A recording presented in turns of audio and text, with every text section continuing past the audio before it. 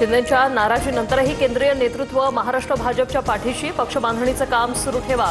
महायुतीच्या नाराजी नाट्यानंतर केंद्रीय नेतृत्वाच्या सूचना. सूत्रांची माहिती. महाराष्ट्रातील घडामोडींकडे माझं लक्ष. एनडीएचे प्रमुख असल्यानं तुमचा सन्मान राखला जाईल. भाजप नेत्यांची तक्रार केल्यानंतर शहांचं शिंदेंना आश्वासन. सूत्रांची माहिती. महायुतीत एकमेकांच्या नसा आवळणं सुरू. बाबा मला मारलं म्हणून कोणीतरी दिल्लीला गेलं. इतकी लाचारी कशासाठी? शहा शिंदे भेटीवरून उद्धव ठाकरे यांची खोचकते का?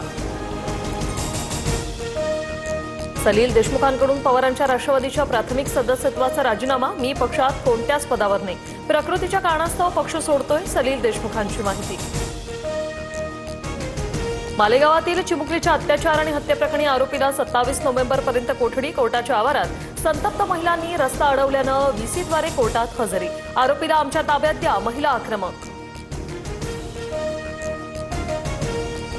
चिमुकलीवरील अत्याचार आणि हत्या प्रकरणावर उद्या मालेगाव बंदची हाक. कडकडीत बंद पाळत अत्याचार प्रकरणाचा निषेध व्यक्त केला जाणार.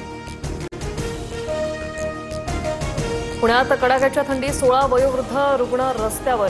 ससून रुग्णालयाने दादासाहेब गायकवाड यांच्या संस्थेकडे रुग्ण सोपवले होते. वृद्धाश्रमासाठी जागा नसल्याचं कारण देत दादासाहेब गायकवाडांकडून वृद्धांची फरफट.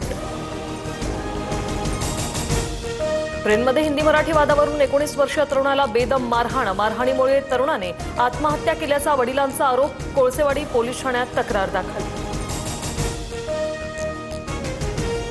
रायगडमधील ताम्हिणी घाटात थार गाडी 600 फूट दरीत कोसळली. शोधकार्यादरम्यान 6 जणांचे मृतदेह हाती.